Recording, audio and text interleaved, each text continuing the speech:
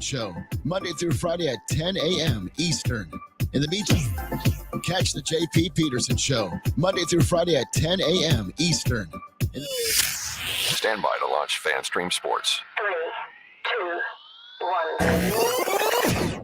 Let's start. Hello, sports fans. Welcome to FanStream Sports. Nothing but pure sports. This is the JP Show. JP, it is so good to hear you back on the air. Stand by. Now, here's JP.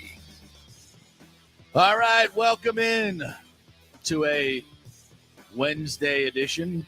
It is Wednesday, isn't it? They're all folding together here. The Wednesday edition. Yes, it is Wednesday here on the JP Peterson Show. You know why? Because it's the first practice against the Miami Dolphins, which in essence, to me, is the first preseason game. Because the preseason practices are going to be way better than the preseason game. So welcome into the JP Peterson Show.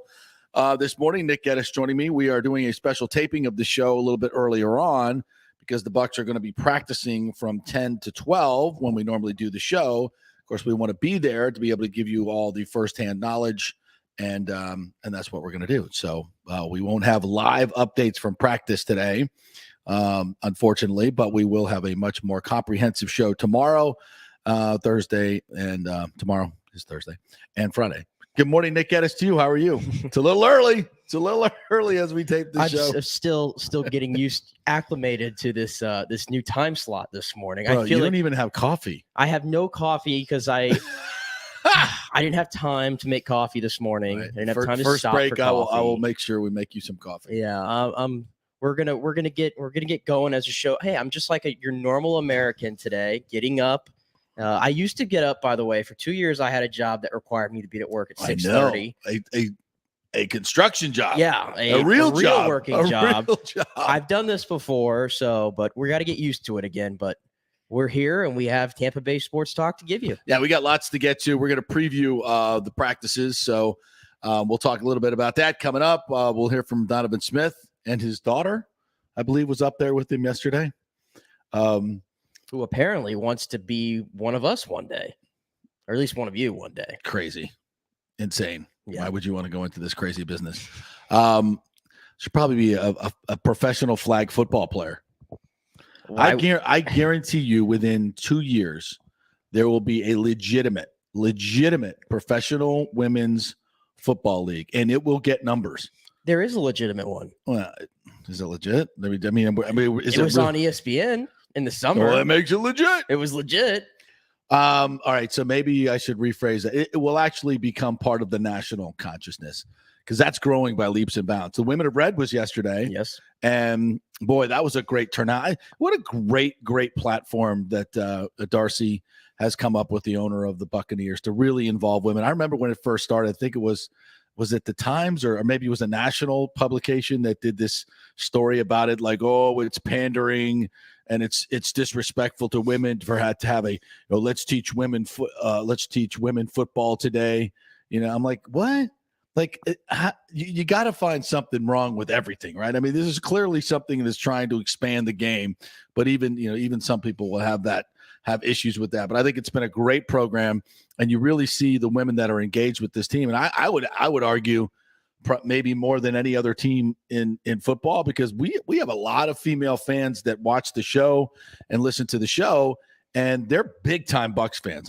I get a sense they we get Bucs, Rays, and Lightning fans that are all women, but I think more than any, I think maybe Bucs.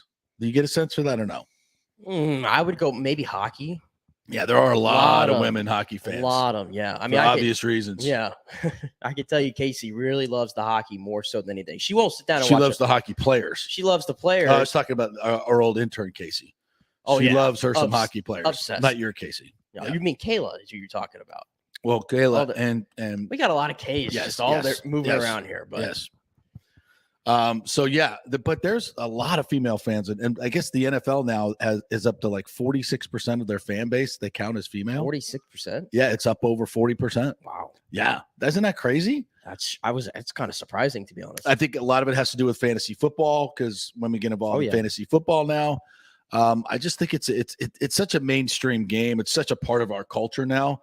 I think if you're not a football fan on Saturdays and Sundays in America, what are you doing? I've always questioned who you are, what you do. Exactly. I don't want to be Suspicious. associated with you. Yeah. There's a reason why me and Casey aren't getting married in the fall, by the way. Just saying. There you go. Thank you for that. But if I ever get a wedding invitation for the fall, like a fall Saturday, like, what are you doing? That's what I told her. FSU better be playing Duquesne or Slippery Rock. That's what I told her. And she's like, is it really that deep? And I'm like, yes, it is. Yes. Yeah. No, yes, but it people is. won't show up. People will not show up at your Or they're going to be doing one wedding. of these bad boys here. Absolutely. Yeah. The old side-eye phone thing going on. We got a phone story today, too.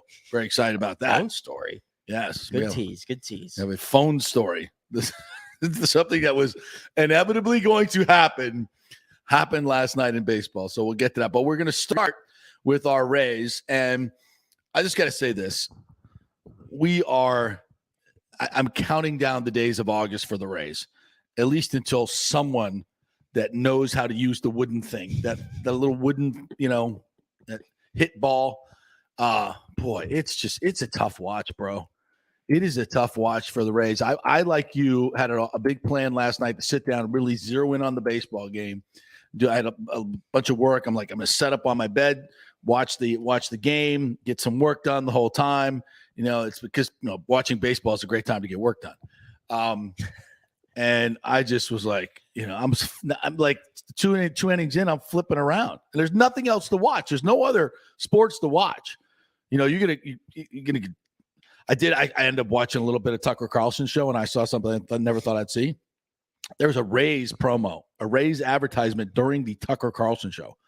The most woke team in sports is advertising on Tucker Carlson. Their marketing department has absolutely gone bonkers. Like they're actually running spots now, but hey, let's put it somewhere where none of our fans will see.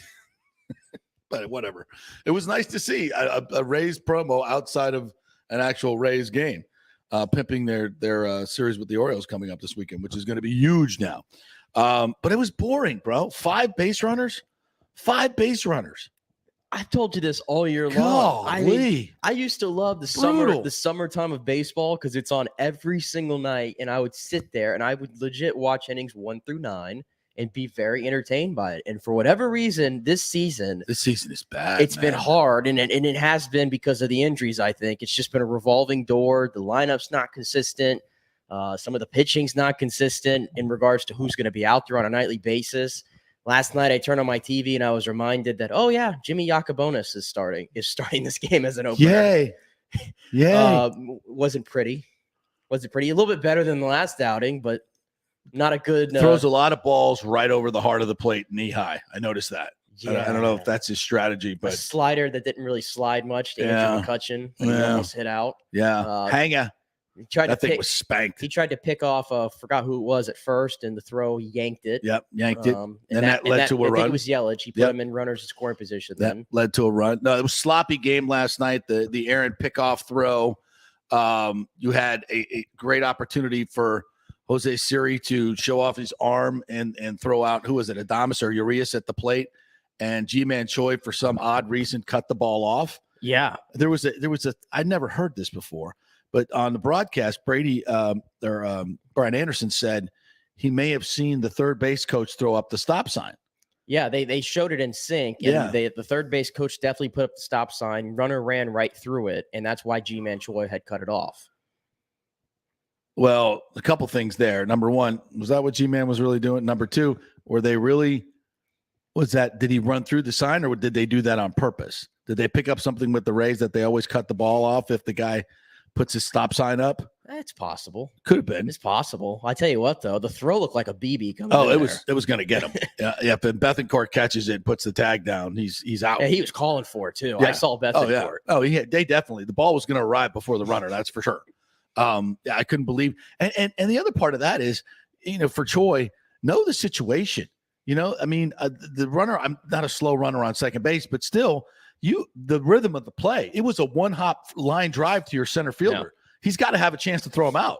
That going in. I mean, it's a big arm outfielder. Okay, that's a one-hopper line drive. That should be a play at the plate. Why are you cutting that ball off? That's a huge run at that particular time. I have to think it's like if Kevin Kiermaier's throwing that ball in, you're getting the hell out of the way. Oh, yeah. Watching that thing go in. And I don't know if maybe they'll be held to pay. Yeah, I don't know if maybe they just haven't gotten used to Jose Siri being out there, or the outlaw's coming for you if that happens. Hey, I want the outlaw back. You know how I feel. You said that yesterday. I'm still a little shaken by that. I know you are, but no, I mean, I wasn't surprised when that happened, by the way, because the race, they had that start already. I put it out there. It was like 4 things that went wrong in the first 2 innings for the race. Yeah. And it started with the pickoff attempt. It started with the walk. It started with the double. Yep. It started with the fact, who was it? David Peralta gets robbed. Oh, I mean, Tyrone Taylor. Absolutely robbed. What a catch by Tyrone Taylor. Yeah. And that was my signal last night that this is not the race. Do we have the Bob Uecker call on that? We do have the Bob Uecker call, who, by the way, they showed him on the broadcast. I had no idea Bob Uecker was still calling games. I thought he How retired. How is that possible? I thought he retired. I thought so, too. I thought, no way. But he looked awful lonely, too, when they showed him. By himself. Like nobody near him. No.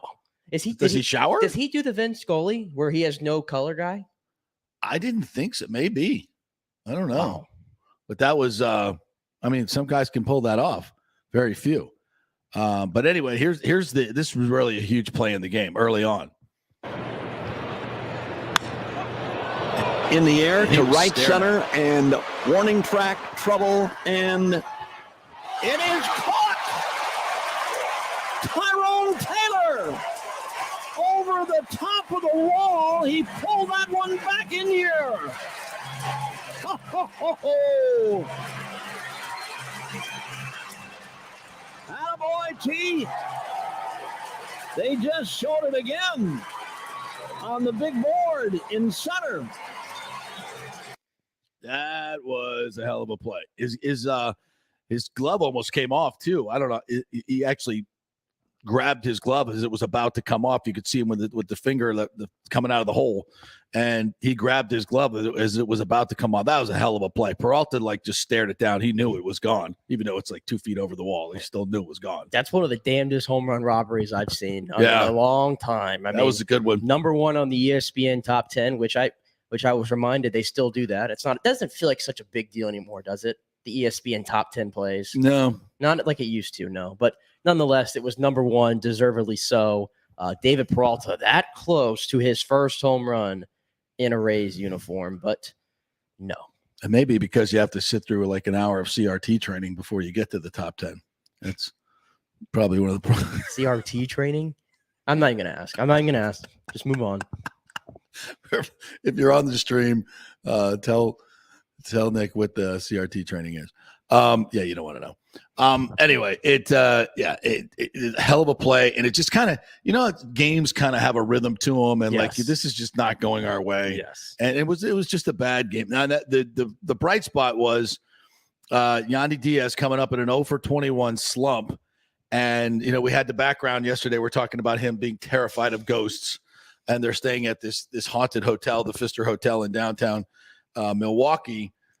And so I guess somebody put some notes or something in his locker room about a ghost, whatever it was. It scared him into getting out of the slump. The Brewers flashed it on the center field wall. They put little fun facts for players, and it says Yandy Diaz is scared of seeing a ghost in his whatever hotel.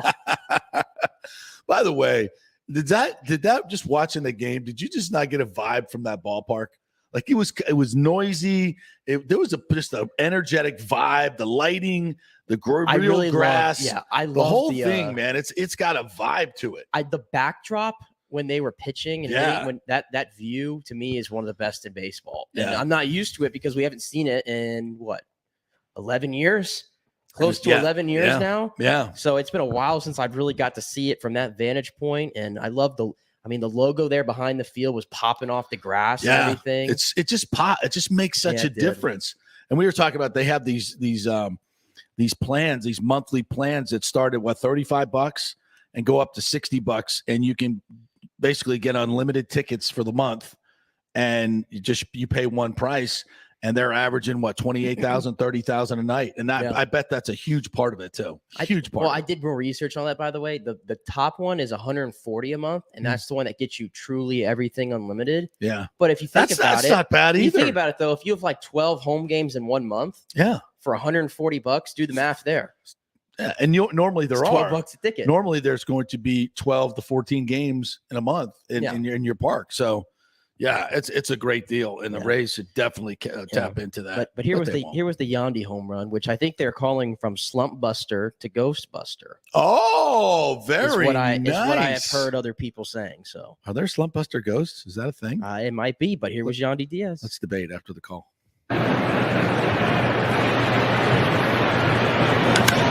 Fly ball deep to center. Taylor's going to go back, and he will not get this one. Gone. Home run for Yandy Diaz. And the Rays have tied this game on a 2-run, 2-out home run in the third. And that is the way to snap a hitless streak. So who came up with the slump buster to ghost buster? I saw some Rays fans kind of put it out there on Twitter yesterday. I don't think they said it on the They didn't say it on there. I think maybe Andy and Dave on the radio might have pointed it out. Slump buster to ghost buster. Slump buster to ghost buster. I definitely saw some Rays fans talking about it yesterday, and I think it fits. Yeah. Yeah, very nice. Very nice. And he smoked that one. 421, exit velocity 106. Little right center action. That was a bomb. So you think, okay, now we're going to get it going a little bit, but after that, nothing. And folks, sometimes you run up against a hot pitcher. Peralta is nothing special. Nothing special. The starter last night for them, nothing special. He was really good last year. This year, not as much. I mean, just watching his stuff last night. I mean, he's low 90s fastball. Not a great. I didn't think he had great command last night. I thought the Rays swung at a lot of bad pitches, some non-competitive pitches. Bethencourt swung at one, almost hit him in the face. Their approach at the plate, just, sometimes you look guys and they look hitterish. Like you look like guy looks balanced. He's locked in. He's following the ball. It's like, okay, that's a strong at bat. Most of our guys are just flailing away at bad pitches. Taking good pitches time and time again, taking strikes. It's not a good look. It's a terrible look. And it's not like they hit a lot of balls right at them last night. It was just a lot of weak contact, and that's about just every game. And it's just a boring watch. It's just like if you go look at the Rays, it's like how many runs do they really score on a nightly basis? And since the All-Star break, I mean, they're scoring 3 runs or less almost on a nightly occasion. I think they've only scored over 3, 1, 2, 3, 4 times. That's it. They've scored over 3 runs since the All-Star break, 4 times. Right. Other than that, not much. And a lot of times they've only scored 1 run in those occasions. And last night they lose 5-3. They've lost 5-3 to the Brewers in every game this year. I know. They played the Brewers. How bizarre is that? Can we not lose 5-3 to the Brewers if we're going to lose earlier or later today, rather? Just another score. Just do something. Just do something different, please. Well, and I think Rich Hollenberg said last night, the 51st time the Rays have scored 3 runs or less. They're now 23rd in the league. And now since we have universal DH, you just go league now, MLB. Mm-hmm. 23rd in the league in runs. That ain't getting it done. And they're 5th in the league in strikeouts. They ain't getting it done. And it's just boring. It's awful to watch. And somehow they're still in the playoffs. They're still in the for now. Because last night was it's like your college career, man. No scoring and lots of strikeouts. It's terrible. Speak for yourself. Anyway, I don't know who I'm talking about. I was in a relationship my entire time in college. Anyway. Oh, there you go. No, but last night was a gut punch for the Rays in their sense. And then also Baltimore had a big win last night against Toronto late. And then the Yankees and Mariners. I woke up this morning and I was going through Twitter and I had tweets that said from 2 hours ago. And this is from when I woke up this morning. And I was like, who the hell's tweeting in the middle of the night about the Yankees? Besides me? Well, people tweeting about the Yankees is a little bit more obnoxious in my opinion. Of course. Yes, absolutely. And they're all complaining. I'm seeing Fire Boone is trending. And I'm like, what the hell is going on? Yeah. And they played a 13-inning game last night, which apparently was like one of the games of the year, which I don't know how you could say that when it was 0-0, but apparently it was. And the Mariners get it done late. So the Mariners now are ahead of the Rays in the standings. Baltimore is a half game back. 6 teams total within 2.5 games of each other in the wild card race. And we got an offense that is just absolutely awful. And Manuel Margot did start his rehab yesterday. Yes. So welcome. Yes, welcome sight. we can expect him back. I think he can come off the list August 20th. I believe I read. Yeah. 10 days away. It's like, how do we survive? And that's just one guy. When does Franco come back? When does Harold Ramirez come back? Well, I'm always looking ahead here to the schedule, and we know that the Rays, I think that we've said they have the toughest schedule down the stretch in baseball. Yes, they do. Well, hear me out here. You have 2 back-to-back series here that are huge, Baltimore and New York. After that, you get a 13-game stretch. Kansas City, the Angels, the Red Sox, and the Marlins.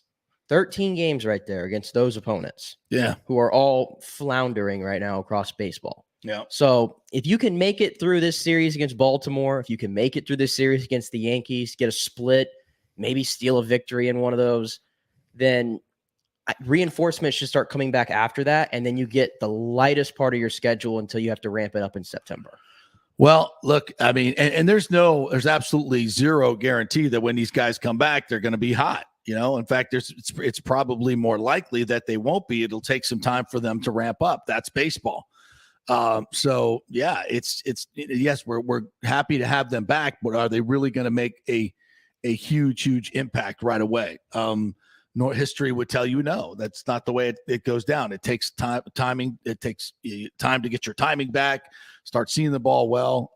Sometimes it happens, but the good news, not. Brandon Lau's come back, and I think he's been. Rich said yesterday or the other day, whatever it was, that he's been playing as good as he ever has right now this season. If you look across his numbers across the board, and since he's been back, he's provided a big jolt. So I think it can happen. I mean, David Peralta didn't get his home run last night, but you can't tell me that guy's a major league hitter. And the lineup definitely looks different with him in the line. No question. So I don't know. I'm feeling right now. It's just like I said, the Rays are just, you got to keep your head above water. And I feel a bit more optimistic as we get to September. Yeah. I was just watching how this Seattle game ended last night and how the hell the Yankees had 2 guys on the same play called out for going out of the base paths and rundowns. I don't think I've ever seen that before. I don't know. Then a walk-off for the Mariners. How do you feel about this, by the way? Like the Yankees, so like obviously their fans are so hard on that team, right? Right. Like crazy. They're 70-49 or whatever. And like I said yesterday, fire Aaron Boone. And like the world's ending when they lose a game. It's ridiculous. Like, is it over the top? Because I feel like whenever you say anything bad about the Rays, it's like the adverse effect. Everybody jumps on you like, you can't say that about the Rays. Look at yada, yada, yada. Yeah. And I'm just like, the Yankees lose one game and they want to I still have the best record in the league, right? I know Houston's catching them, but I think they may not now. But it's been a hell of a season for them. They get a couple injuries. I know. I'm like, God, Yankees, you're going through some injuries. You're one rough stretch. Just chill. It's baseball, man. Just chill. I'd rather watch your team right now than our team. Yeah. Yeah. So after the game, Kevin Cash, in no mood to talk after a sloppy game, all those errors and it seems like every mistake they made came back to bite them in the ass and cost them a run. And, that's kind of playoff baseball, right? Every little play now, every little mistake is magnified, and he was not about it. Here's the press conference. All right, we'll start maybe with Ryan Yarborough. Got some soft hits there, not necessarily hard hits. What did you see from him today in 3 1/3? It felt like soft contact, but probably didn't execute pitches deep in counts like he was want to. A couple hit by pitch with 2 strikes, and then his last batter, that ball gets away and turns from first and second to first and third. And it's a little bit different scoring opportunity for them. But again, Yarbs went out there. He pounded and attacked the strike zone early on. So encouraged by that. And then Ryan Thompson comes in a pretty big spot. What'd you see from him there with 2 on? McCutcheon's a good hitter. He's got a sense of what he's trying to do. And looked like Tom's left the ball up with the base hit to McCutcheon. You guys drove guys in today when you got guys on, but it just feel like maybe some hits eluded you today a little bit. Yeah, they pitched well, and another day of us not swinging the bat maybe to our capabilities, but it was good to see Siri get into a ball. Yandy really got into another ball, so that was encouraging. What happened on the G-man cutoff? I'm not totally sure. Their third base coach had his arms up. If that was intentional, that's a pretty impressive play. If G-Man recognized that, I can't fault him for that, but looked like there might have been a play at the plate. Right. You don't normally go by that, right, if you're the infielder? No, but I mean, it's pretty heads up on his part if he did. I don't know if he did. Right. That was kind of a costly play at the moment, right? Yeah. I mean, Siri looked like it was a throw that was on the line, online. And Siri gets to run in, but you're trying to not give up outs there. Yeah. Can't make those mistakes. Just can't make those mistakes.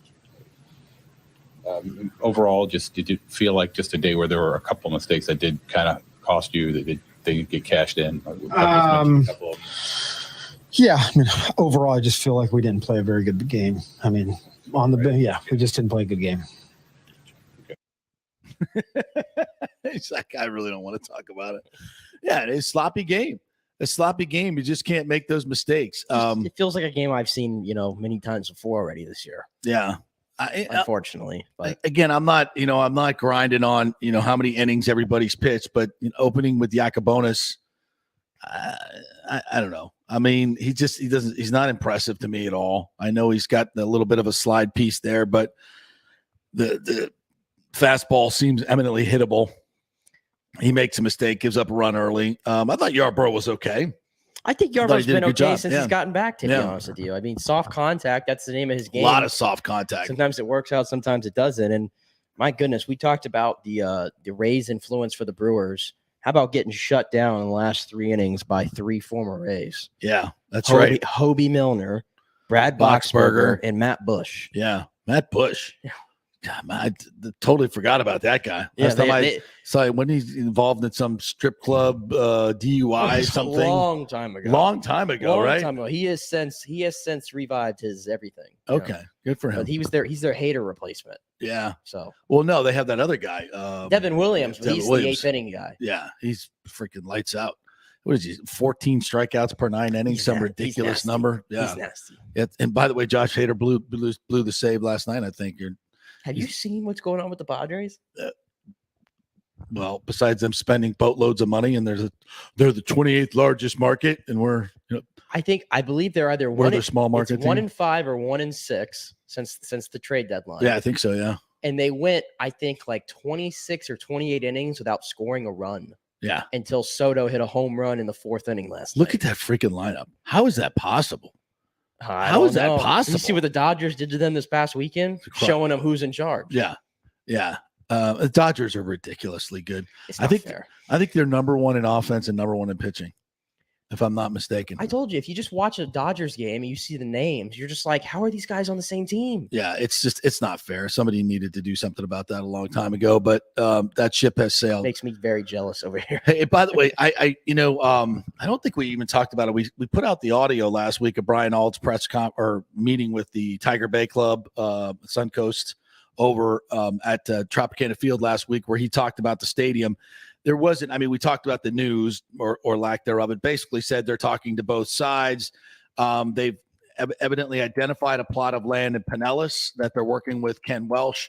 The scuttlebutt is it's right next to the Tropicana Field site. So, however that would work. So that's the Tropicana Field site, I guess, would be able to be redeveloped. I'm not exactly sure how it would work, but the stadium could start being built while they're still playing in Tropicana Field. So we can have 2 stadiums in a bad location simultaneously, which is wow. Only we could do that. But nothing real new. And what we reported last week, there was a heated meeting with the TSA. Still trying to get a little bit more information on that. So with the Rays, Lord knows where it's at. I know we're all tired of talking about it. We just wish something would get done. I don't think anything's going to get done until September 14th when Stu Sternberg goes back into court with his, or I guess they get the decision from the judge on whether that 1 count is going to go to a jury trial. That's something that the Rays obviously appealed because they don't want to go into the light of day and have to actually, show their books. They would never want that to happen. So they want that to be arbitrated in private. But we'll find out then. And if it does go to a jury trial, then I would expect some action from Major League Baseball as far as trying to get that shut down. And maybe that might even mean the removal of Stu Sternberg. We can only hope. But we'll keep you updated as we go along. Just reminds me, we're talking about bad owners here, or just owners in general. Remember when I was talking about the whole Glazers thing? Yeah. We have a date, August 22nd. Hashtag empty Old Trafford. You could see it right here on my computer. Oh, wow. All the Manchester United fan groups are getting together, and they are going to riot at Old Trafford. What it says, empty Old Trafford. What does that mean? They're going to walk out of the stadium? They will during a walk game? out, yes. They will all collectively walk right out of that thing. That's going to be quite the sight. It's going to be nuts. This is going to be nuts. And you have former players calling on national TV over there in Britain for him to sell, or for the Glazers to sell. Former players, big-time players calling for him. Why have they been so – they've spent the money, you're telling me, but they've run it poorly. There is something about – they are apparently the only team that takes the dividends out of the club. And that's something that a lot of fans are pissed off about. Again, I don't know the whole makings of it. So it's basically not putting the money back into the team. Yes, they take a profit out of it, an annual profit every year, and then they want to use the excuse of, well, we can't pay this much money for this player, so we're going to get this really cheap alternative. Ooh, and it's just not the way good. That it's just in world soccer you can't do it that way. You don't do that. Yeah, if you're a premier team, you don't do that. You don't do it because Manchester United. I mean, they're making hand over fist. Like, I mean, it's crazy. So they have one of the biggest fans. They were at one time the New York Yankees of the Premier League, right? And they've been supplanted for a decade, mightily now for a decade. They're the second big. They're the second. No, not biggest. They're the second best team in Manchester now, which never anybody would have thought happened. That's crazy. So that would be like the Mets overtaking the Yankees in terms of popularity. Yeah, and that would never happen. That would never happen. It would never as much as good. The Mets have a big fan base. Not saying, but the Yankees is ridiculous. Yeah. Well. So, owners, man, owners in sports. Yeah, it's funny. Is Rondé's he's big Premier League fan and knows a lot about European soccer, and obviously knows a lot about the NFL. And I always thought it'd be natural for him to be running the Glazers business, but I don't think he wants any part of that. I don't think he wants any part of that fan base. I mean, he has a nice life over here. You do not want any part of that because those people are crazy. Oh, they're nuts. They're absolutely nutballs. So, the Glazers have done a hell of a job here. They have at one time, obviously we had issues and they weren't funding the team when they were buying Man United. But they have made a huge comeback in customer service and the way they run the football team. In my opinion, I think they've become tremendous owners. They've given the Bucs football group operations anything they need. I think they have one of the biggest, most expensive coaching staffs in the league. The players want for nothing. Their facilities are as good as any in the league. They're doing it all right here. That's all that's all I really care about. Man United, whatever. And if they sell, maybe they'll have even more focus here. So, all right, we're going to take our first break. When we come back, I want to talk about a Little League play that happened yesterday that seems to be causing some controversy involving El Presidente, David Portnoy, and some others. Love to get your take on this. We'll do that when we come back.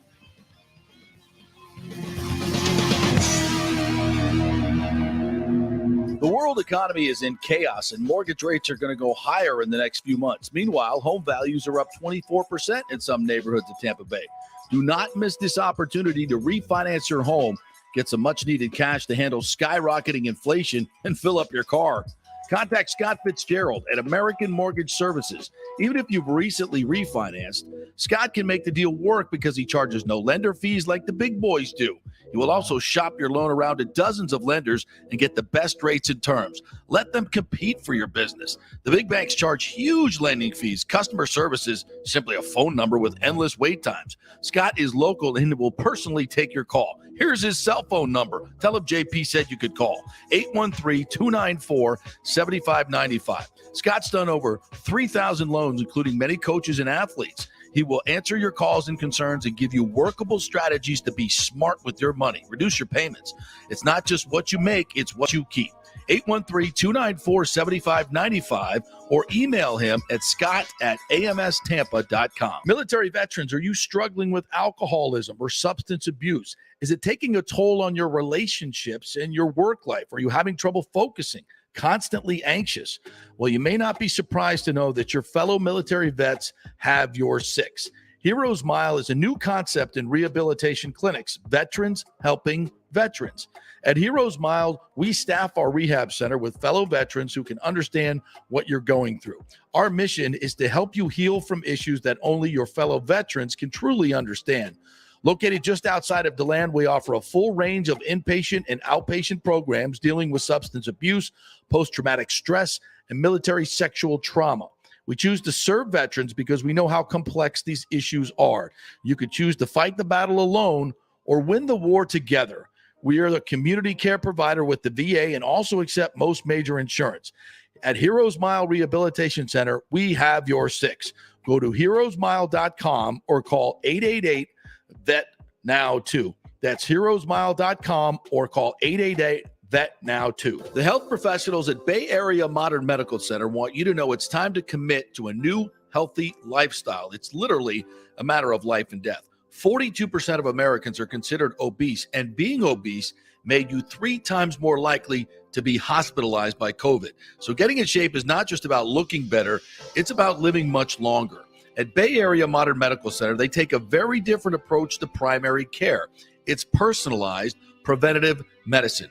Christopher Lugo and his experienced staff are proactive in looking at your issues before they become a problem, encouraging a healthy lifestyle with proper diet, supplements, and exercise to optimize your active lifestyle, building up your immune system, not destroying it with poor nutrition and bad habits. So call for an appointment, maybe change your primary care, and get on a journey back to full health and a happy life. Call 844-977-3477 or go to BAMMC.com. Tell them JP sent you for priority scheduling. 844-977-3477 or go to BAMMC.com.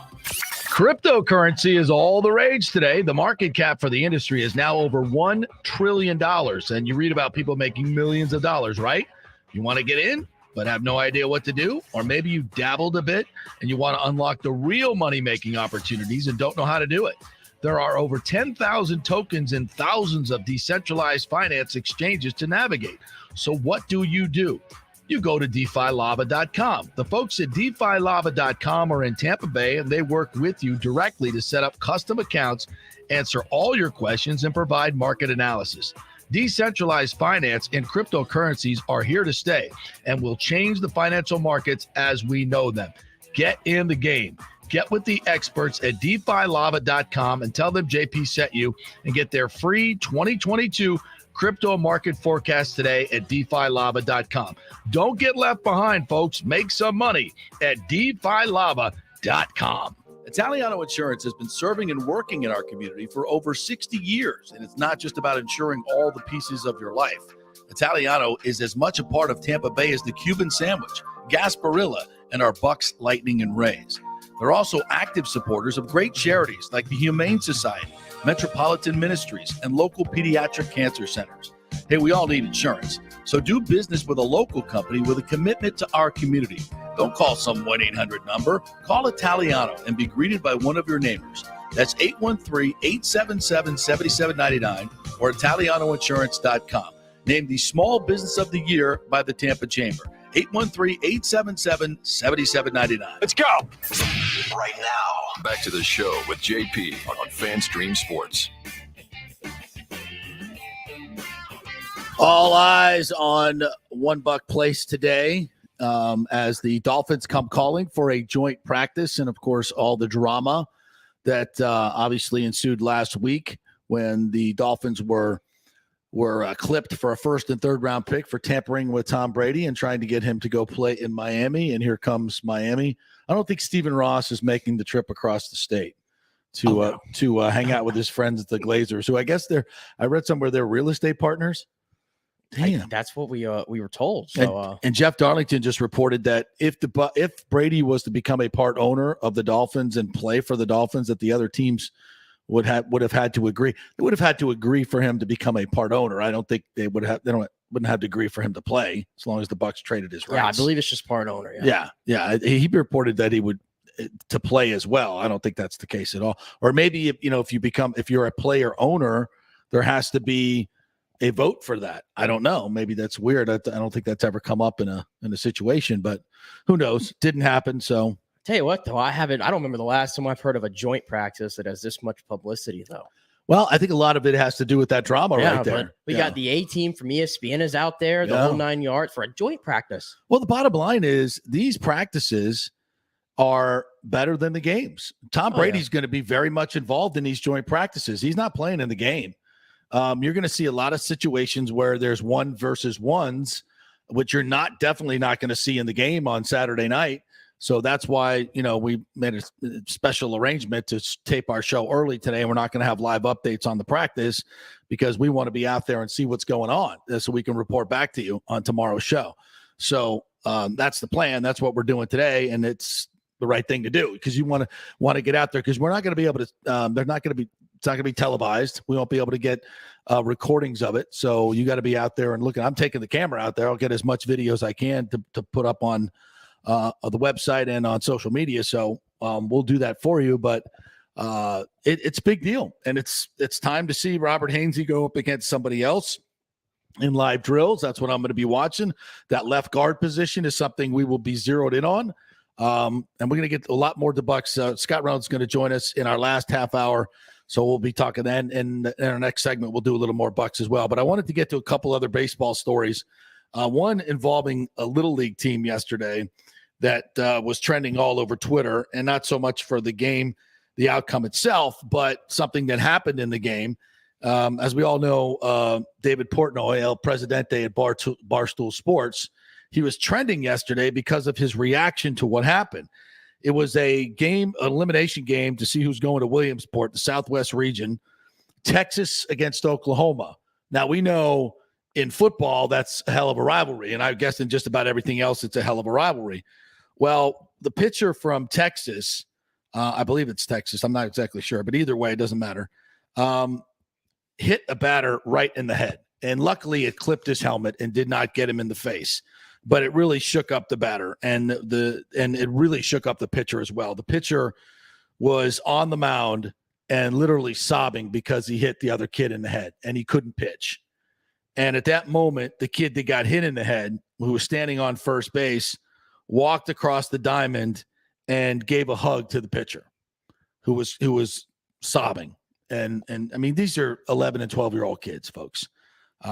And David Portnoy said this, and I'm guessing he was serious because he kind of backed it up. Some people said that he might have been joking. I thought he was joking.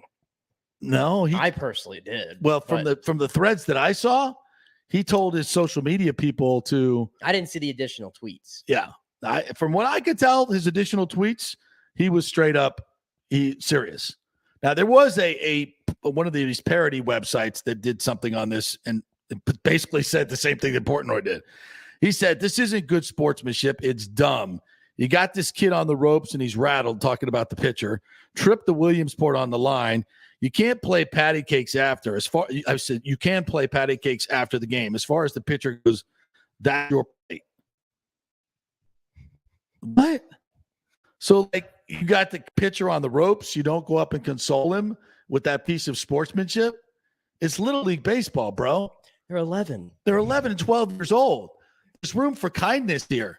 And a kid that's having, and he's upset that he hit somebody and hurt somebody. And he's freaking out because he almost really, really hurt somebody with a pitch to the head. I mean, it's just like as good as it gets as far as sportsmanship goes. And now look, I know we've come way too far with the wussification of America. I get that. But this is one of those instances where that's not what this is.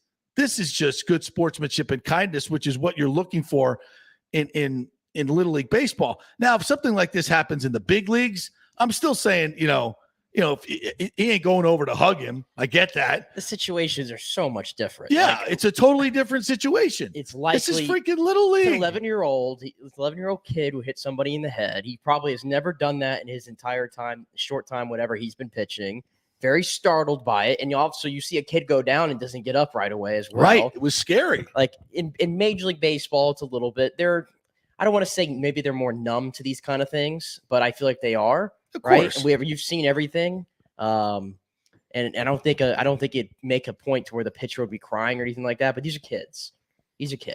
End of story. They're on national TV for crying out loud. Well, and that's part of the problem. I've never honestly, from the very beginning, I thought that that's a lot of pressure. But I think kids have gotten used to it. I've kind of softened my stance on that. I'm not sure how much ESPN makes off of this, but I think it's a hell of a lot of money because the players certainly aren't getting any money. And I don't know what the rights fees are. If they're hopefully that money's going back into helping baseball grow. But I think because it's on national TV, so on ESPN, we think, oh, these guys are pros and they ought to be hardened combatants. It's a great piece of sportsmanship and kindness, and we're panning it. Maybe they should be on TV. Well, because the Little League World Series is something that I enjoyed when I was a kid because it was other kids, and I was like, man, that's damn cool because I played Little League. There were some Little League teams that I played and people I knew that were in these games for representing the state of Florida in some cases. Yeah. So it was pretty We've got cool. one out of Keystone Little League that's on their way. Yeah. So, I mean, it was cool then, but as I've gotten older, I've kind of drifted away from it. And then I've started to really think about it. It's like these kids are 11 and 12 years old and you're putting them on national TV on ESPN. Right. It's a time where there's not many other sports going on, by the way. So the spotlight is on them. And I started thinking about it, and I don't know if I'm thinking too far, but like I watched one of the games yesterday, and I forgot who it was, but they had a 6-3 lead, and they brought in another pitcher, and this kid just could not hit the strike zone. Yeah, he couldn't hit the strike zone, and then once he was hitting the strike zone, they were hitting it really hard, and they ended up losing the game. He gave up like 5 runs in the last inning, right? And that was like an elimination game, and I felt so bad for this little kid because I'm just thinking like, man, he has to go to school, soon. And I think of it in that nature. Like, I wonder if people watching it, I'm kind of going with that a little bit. Like they go back to school and then people try to like rag on them. I'm sure they do. Absolutely. So that's when I think about stuff like that. I'm like, do we really need to have them on national TV with all that pressure at 11? Haven't we talked about this before? I think it's a little much with pressure with youth athletes. Yeah. I've always said, I think it's a little much for 11 and 12 year olds. And I do not want to put this in the category of the wussification of America. No, I think it's still, they're still kids. They're still kids. It's a lot of pressure. I know they love being on TV. I think a lot of these kids love being on TV. So I think the positives outweigh the negatives. But there's going to be times when kids like that understand that they're doing this in front of the world. And they're going to be on social media. Like that kid, I guarantee you that kid that was crying on the mound, I bet he's getting some crap on social media from people like Portnoy, and I love El Presidente, and I'm not trying to be a jerk about this, but that, there's going too far. And I think he went too far on that. That being said, there's always going to be a darling, I guess you could say, of the Little League World Series. Do you remember the guy, I think 2 or 3 years ago, I forgot his name, but his like fun fact was, he uses Swagger, the Old Spice Swagger body wash. That's the only body wash he uses because he feels like it gives him like superpowers or something in the morning because it's named Swagger. Yeah. There's always some kind of interesting kid every single year. So that I'll keep. I love when they answer the questions. I think that's more entertaining than the actual game. When they go through the lineup and they have to answer the fun fact and everything. I kind of enjoy that. I wish they'd do that with like regular players. Yeah. To be honest with you. Yeah. I love that part of it. There's some good stuff in there. There's no doubt about it. But when things like this happen and kids have to take the heat on social media. Don't be ripping kids. Yeah. Don't like that. All right. So last night, Rodolfo Castro, who's been a bit of a, I think maybe a disappointment, maybe not taking the game as seriously as he should. Pittsburgh infielder sliding into third base, out pops his iPhone as he slides headfirst into the bag to beat the throw. His iPhone. So now the players are carrying their iPhones on them as they play. Are they scrolling in the dugout? Are they sneaking into the DMs while they're on the base paths? Like, what are we doing here? We have a phone. Is that a violation? I know we've had some issues with cheating and buzzing and stuff with the Apple Watch. So now he's using his phone. If he was a member of the Astros, I think we'd all be losing our minds. So Derek Shelton, former Rays hitting coach, said, "You stay around the game and you see things you haven't seen before." This is just a kid who made a mistake. It's just one of those things we move forward from and tell him, you can't do that. What the hell's going on here? This is what I looked at it more of it like this is what bad teams do. Things happen like this to bad teams. That's what I've always looked at it. When something like this happened to a Dodgers player, you think? No. Or a Yankees player? Or a Yankee? Oh, God, no. Hopefully not a Rays player? No, it would never happen with a Rays player. Yeah. A Pirates player, it's so on brand. So on brand. Of a guy who, honestly, I've never heard of. What was it? Rodolfo Castro. Rodolfo Castro. I don't know who you are. Evidently, he's, one of these very talented players that just seems to not. Well, then I don't want to be disrespectful because I just don't know who he is. But well, I mean, he's, but he's not done anything. He's just because one of the reasons is he doesn't seem to take the game very seriously. If you just wanted to tell people how's the game changed, how's the world changed, there you go. Give me the image of Pete Rose sliding into home plate, and during the All-Star game. Thank you. And then show me his iPhone popping out. And then show me Ray this Fosse one. gets trucked. Yeah. And by the way, no, I don't want to hear Pete Rose's opinion on this because I know he probably has one. I don't want to hear it. And I'm sure it will involve the words cock and balls or something like that. Yeah. I mean, just ridiculous, but this is the baseball world we're living in now. He said, I don't think there's any professional ball player that would ever go out there with any intentions of taking a cell phone. Castro told Pittsburgh media members through the Gerber. It's horrible. It happened to me. Obviously, it was very unintentional. What? Like, I just don't know how do you not? Where is it in your? There's no pockets. Is it in your back pocket? Like where you have it down here in your pants? What are you doing? I don't know. But how do you not know your iPhone is on you? It's not small.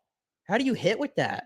To say it's unintentional is bullcrap. Do these guys take their phone? Well, their phone should never leave their locker. No. Right? I've never seen that. I've never seen anybody just scrolling on their phone in the dugout. But we've been told that guys now routinely in the NBA and in the NFL at halftime are checking their phone. NBA players are checking their phone on the bench. Yeah, the insecure ones like Mr. Durant. Yeah. I mean, seriously? That's, honestly, it's part of professional sports that I think a lot of fans don't know is that we think that these guys get paid a lot of money. They take it extremely seriously each and every game. It's, it's life and death. It's not. It's really not. They're just human beings like we are. You would expect a little bit more discipline and decorum in these situations, but no, they don't, especially in the regular season, NBA games or baseball games, they don't take them very seriously. They just don't. As well, I should say as seriously as we think they should. So I'll just leave it at that. And I'm not saying anything that the players don't know, but I think sometimes fans think it's a little more important than it really is to a lot of players. All right, what other story do I want? The Dan Campbell stuff. We have any of that audio? So I guess the Lions are on Hard Knocks this year. I did not watch the first episode. Did you? Did you watch any? No, it started at 10 o'clock at night. No. Well, you're up late. Well, I'm not going out of my way at that time to watch the Detroit Lions on Hard Well, Knocks, evidently they're very entertaining. But of course, I knew it was probably going to be good. I kind of forgot about it. To be honest. Dan Campbell, the head coach, we remember him famously from his opening press conference. Bite your kneecaps off. Bite your kneecaps off. And then when you knock us down, we're going to get back up. And on the way, we're going to take another chunk out. I think that's almost word for word. That was really good. That was really good. So evidently he's one of the main attractions. We have some audio from him. This is how it ended. Dan Campbell right here. This was funny. Come on, Dees. Dees nuts. What? The oldest trick in the boat. I guess we're going through and switching it now. It's old school. Oh, he went old school. Dees nuts on him. He did, didn't he? Yeah, I think the other clip. Let me cue up the other clip that was going around. This is the Aiden Hutchinson. No, we'll get to that one, but this was like the other one. He was speaking to the players in a meeting, and it's like he was trying to intimidate them or something. But this was the other clip that everybody was talking about. Doesn't matter if you have one ass cheek and 3 toes. I will beat your ass. What does that even mean? I don't know. What does that He even says mean? it's so straight I faced. don't know what it means, but I love it. I want to be in the room with him. We put it. That's got to go on the quote board. I don't might- care if you have one ass cheek or three toes. I'm going to beat your ass, Benjamin Franklin. I mean, that's one of the great quotes of all time. I have no idea what it means, but it's provocative. Wow, that's fantastic. And all right, so the other part of it is Aiden Hutchinson, their first round pick of the Lions. So the rookies usually have to sing their alma mater. I've seen that do. It's what they call rookie hazing. So they got to do something up in front of the whole team.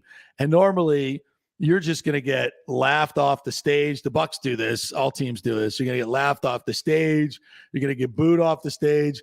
And this did not start. I don't think it started well for Aiden Hutchinson. I think a lot of the guys are like, okay, this white boy is going to sing Billie Jean. Like, okay, all right, let's see how this goes. And, well, let's see how it goes.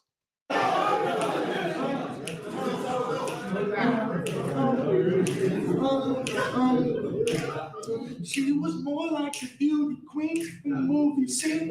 I said, no mind what you do to me. I know. He's selling it. It's a bold song choice, too. Very bold song choice. She told me her name's Billie Jean. Across the scene, every head turned and eyes dream. He can't sing, but he's selling it. Got a little dance going. People always told me. Here we go.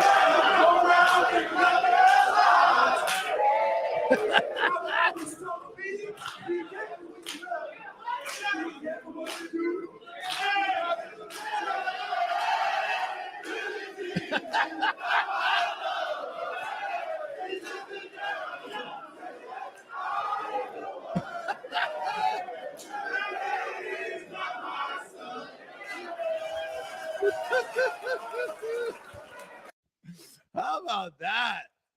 That was spectacular. We tweeted that, retweeted it. I'm sure you can find it anywhere in your social media feeds. That is good stuff. That is really, really good stuff. If you need a little laugh this morning, there you go. There you go. What a fun team. Yeah. Fun coach, fun players. Yeah. Fun atmosphere.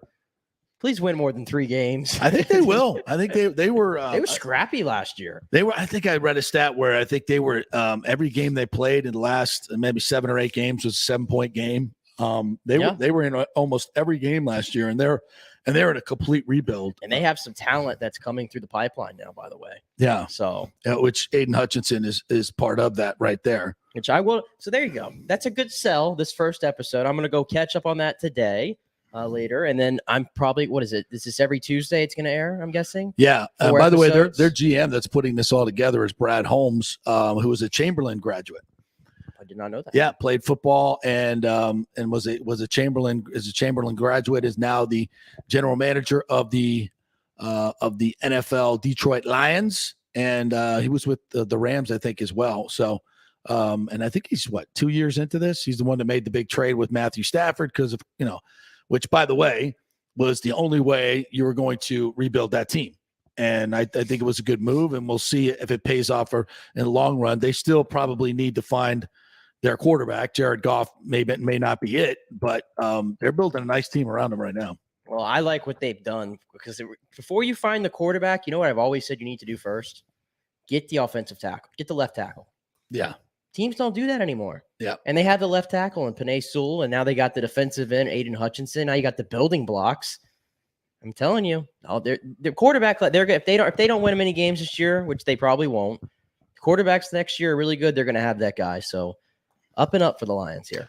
Going to be a lot of coverage today on the Bucs Dolphins joint practices. As we said, we're taping this early today. If you're listening to us 10 to 12 when the practice is going on and hoping to hear some live updates, apologize for that because we're going to be out there watching it go down. And Tyreek Hill will certainly be a person that is very much getting the attention of your Tampa Bay Buccaneers. They know him well from his days with the Chiefs. I'm sure Antonio Winfield, and he will renew acquaintances with the Deuce. And it's going to be fun. It's going to be fun to watch the competition. I have not seen Tua play live, so I'll be interested to see what he looks like, his accuracy, his arm strength, his size, et cetera. Everything we've heard has been that he's been lighting camp up, and the arm strength has been impressing everybody. So I've heard the accuracy is very impressive. Of course, that's what Tyreek says. Hill says he's the most accurate quarterback in the world. Well, if somebody tells me, I mean, Ron Rivera could tell me that Carson Wentz has been accurate in camp tomorrow, and there you go. Yeah, I'm not going to believe that. Which he hasn't, by the way. I'm really not going to believe that. Sorry, I'm not going to jump into that. All right, we'll take a quick break, and when we come back, John Gerber will join us, our PGA pro who gives us picks each and every week. Had another winner last week, so we'll talk a little golf with our PGA pro, John Gerber. Stay with us. The world economy is in chaos, and mortgage rates are going to go higher in the next few months. Meanwhile, home values are up 24% in some neighborhoods of Tampa Bay. Do not miss this opportunity to refinance your home, get some much-needed cash to handle skyrocketing inflation, and fill up your car. Contact Scott Fitzgerald at American Mortgage Services. Even if you've recently refinanced, Scott can make the deal work because he charges no lender fees like the big boys do. He will also shop your loan around to dozens of lenders and get the best rates and terms. Let them compete for your business. The big banks charge huge lending fees. Customer service is simply a phone number with endless wait times. Scott is local and will personally take your call. Here's his cell phone number. Tell him JP said you could call. 813-294-7595. Scott's done over 3,000 loans, including many coaches and athletes. He will answer your calls and concerns and give you workable strategies to be smart with your money. Reduce your payments. It's not just what you make, it's what you keep. 813-294-7595 or email him at scott@amstampa.com. Military veterans, are you struggling with alcoholism or substance abuse? Is it taking a toll on your relationships and your work life? Are you having trouble focusing? Constantly anxious? Well, you may not be surprised to know that your fellow military vets have your six. Heroes Mile is a new concept in rehabilitation clinics, veterans helping veterans. At Heroes Mile, we staff our rehab center with fellow veterans who can understand what you're going through. Our mission is to help you heal from issues that only your fellow veterans can truly understand. Located just outside of DeLand, we offer a full range of inpatient and outpatient programs dealing with substance abuse, post-traumatic stress, and military sexual trauma. We choose to serve veterans because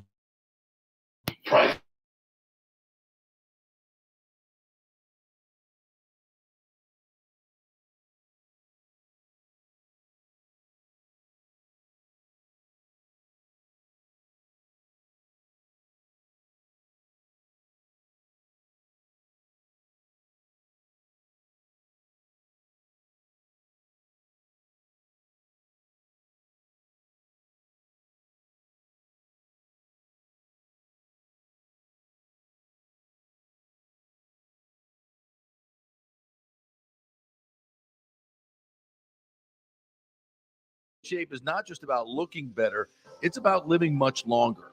At Bay Area Modern Medical Center, they take a very different approach to primary care.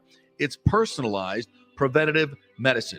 Christopher Lugo and his experienced staff are proactive in looking at your issues before they become a problem, encouraging a healthy lifestyle with proper diet, supplements, and exercise to optimize your active lifestyle. Building up your immune system, not destroying it with poor nutrition and bad habits. So call for an appointment, maybe change your primary care and get on a journey back to full health and a happy life. Call 844-977-3477 or go to BAMMC.com. Tell them JP sent you for priority scheduling.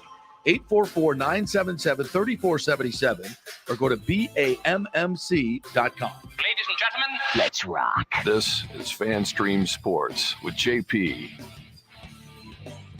All right, welcome back to the JP Peterson Show, brought to you by the Gold and Diamond Source. Yes, guys love jewelry too, and they've got a great selection at the Gold and Diamond Source. So if you're looking for that nice chain or the fashion rings a lot of guys are wearing now, the bracelets, they got all that at the Gold and Diamond Source, make you look really cool.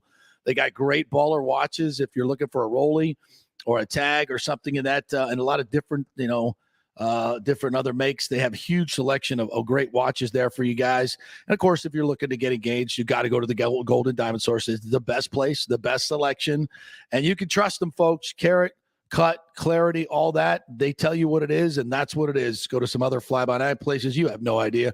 Buying a diamond online, are you nuts? Not a good idea. The prices look better, but they're better for a reason. Go to some place you can trust, and that's the Gold and Diamond Source. 3800 Ulmerton Road, always online at thegoldendiamondsource.com.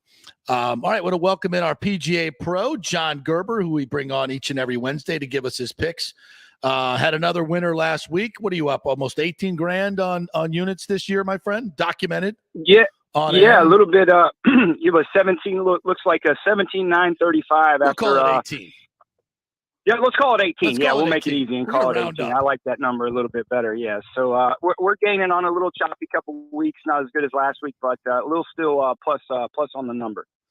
All right. So we first of all we got to talk a little golf. The Live Tour, the first lawsuit has gone down. PGA Tour 1, Live Tour nothing.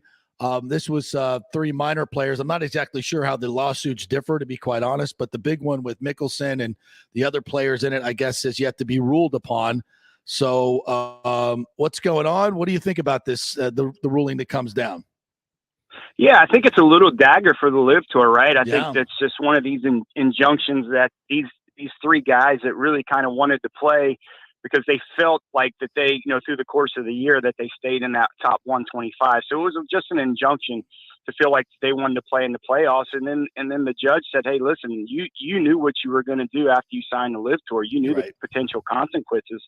So you're not really losing any money. So listen, you knew what you're signing up for. So, she ruled in the PGA Tour's favor, which I thought it was correct. Yeah, and it kind of bodes well for the PGA Tour moving forward, too. I mean, that's basically the same thing they're going to decide in the other case. I don't know the details of the case, but that's basically what's going to happen. So I think that's good for golf. I'm not a huge, as you are. I think we're in the same boat here. Not huge. I still have yet to watch any part of Live Golf. It's just not resonating with me. Have you watched any of it? Yeah, just bits and pieces, just a little bit, just to see what kind of setup and kind of things that they're doing to draw crowds and things of that nature. But I haven't really paid much attention to it. And like I said, they're just causing some of the things that the judge kind of looked at. And this is what I've told people a long time. It's like, the PGA Tour, the PGA of America is a union, right? So you pay your dues into a union, even though the tour is a nonprofit. So you just can't, as a union, go do a non-union job and expect to have your job back as a union worker, right? I try to simplify it for people. So, you just can't pick and choose. And if you choose one side, that's fine. If you choose, staying with the PGA Tour, that's fine. But you just can't do both. Yeah, and Cameron Smith looks like he's kind of pulling a little end run here.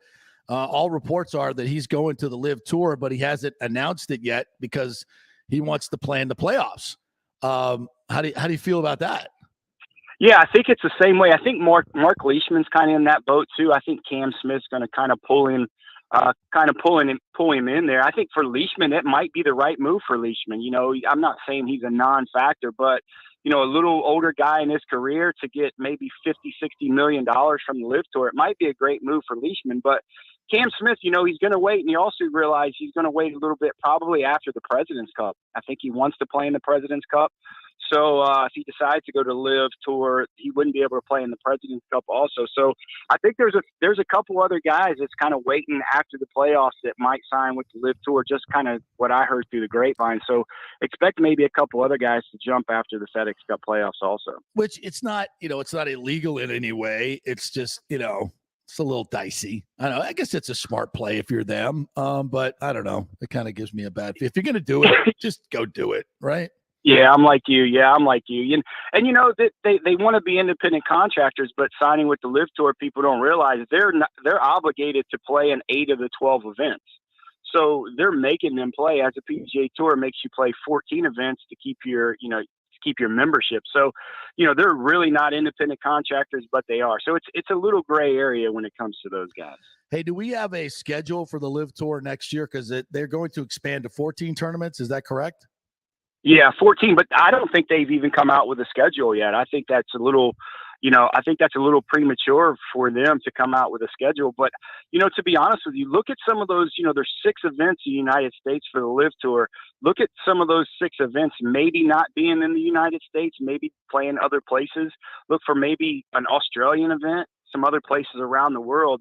That Norman has that influence, right, for some of these Australian players that you might be able to see that. And also the Australasian Tour, mainly the Australian Tour, they're still giving world ranking points. So until something maybe like that change, look at maybe some of these live guys go down there in the wintertime, playing that Australasian Tour to get some of those world ranking points. John Gerber, PGA Pro, joining us here. He comes on every week and tells us who the winners are going to be, gives us some betting notes. Up 18,000. I'm giving you that 4-foot putt here to get you to 18,000. So pick that up, brother. I appreciate it. Yeah. All right. So let's get to I'm surprised you did that. You see me putt. I'm surprised you did that. I appreciate that. Oh, you don't miss those 4-footers, especially when there's money on the line, brother. All right. So let's go to FedEx St. Jude Championship this week. The playoffs get started. Who you got and why?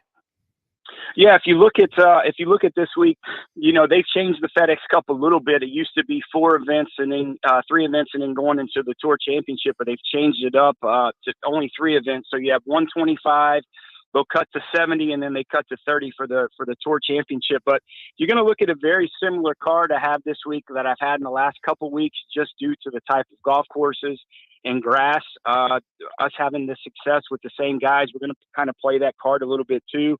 Our first pick this week is Will Zalatoris at 22-1. Yeah. With the exception of his first round, I mean, the last 2 tournaments, he's really kind of been behind the 8 ball, shooting even par and 1 over par in his first round, and then kind of coming back. And again, the week I don't pick the guy is the week he's going to win. So I'm going to hold him. I'm going to hold him on the card this week at 22-1. That, yes. I really like Russell Henley at 60-1. I don't know why he's 60-1.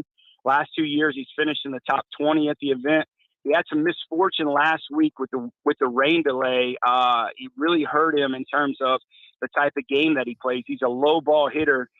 So when they had that rain delay, once he came back, he bogeyed 3 of his first 5 holes coming back from that rain delay.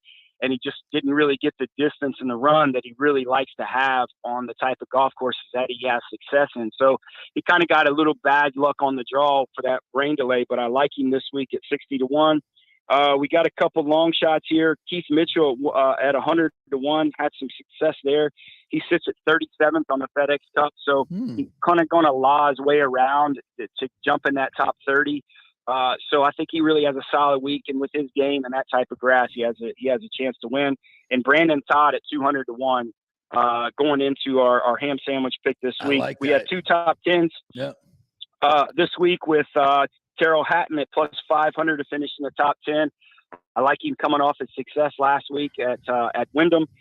Aaron Wise at plus 600 to finish in the top 10. I like him at this type of golf course. I really like he has a real nice all-around game, and I like for his push to jump in that top 30 in the FedEx Cup coming in 2 weeks. And two top 20s this week. JP, I like Corey Connors plus 250 to finish in the top 20. Taking a couple weeks off, so I think he's firmly in that top 30 in the FedEx Cup. So I think he's just kind of going to work his way into form.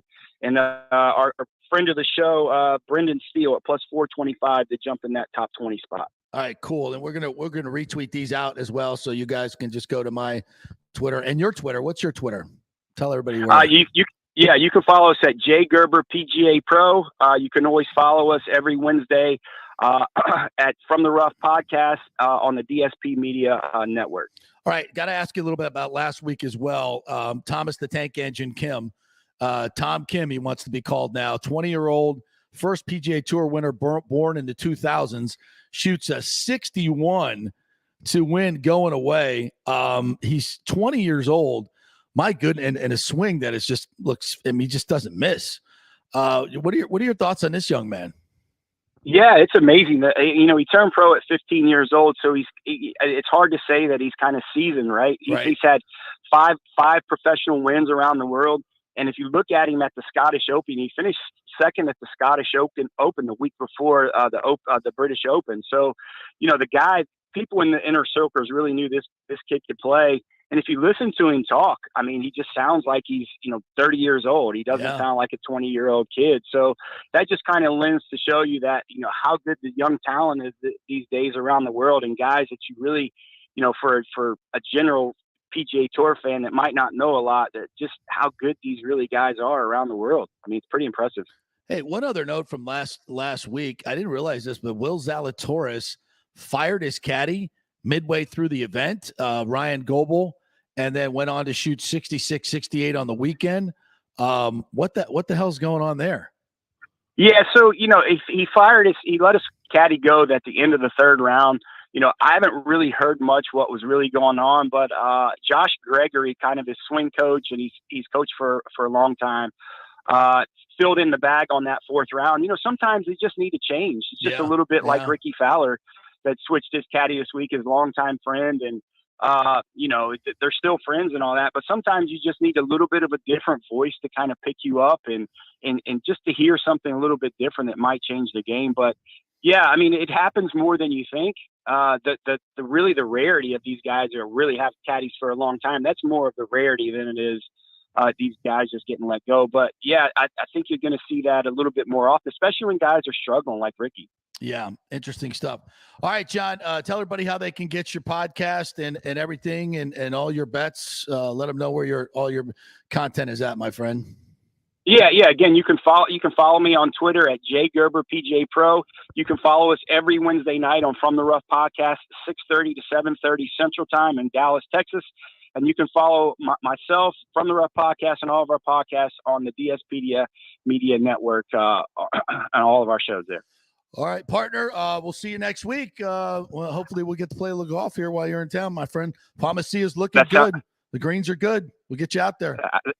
Sounds good, my friend. Looking forward to next week, buddy. Right, thanks for having me on. John Gerber, PGA Pro right there. So I'll tweet that out, all his picks from this week, and make some money. He's up 18,000 units this season. Last year, he won 70,000 units. So I think he's going to – I bet he'll cash a winner here in the playoffs. So be on it. You'll be sorry. Yeah, that's it. Thomas the Tank Engine. You thought it was Thomas the Train, but it is Thomas the Tank Engine. You almost aged me, which if that's impossible when you said that he's the first winner born in the 2000s. How about that? Youngest winner since Jordan Spieth won at 19. He's got game, bro. He seems, like Johnny said, he's mature beyond his years. I like his game. I'd be very interested to see how successfully, and he's got a great demeanor about him. It's kind of he's got kind of this. If you haven't seen him, he's a big kid, kind of this Asian chubby face. It's just likable, and when he talks, he's just like super likable guy. I think he could be a cult hero out on the tour. Just saying. There's always every week there's a new guy who we've never heard of that becomes a star on the PGA Tour. So yeah, and that's the thing about the tour, right?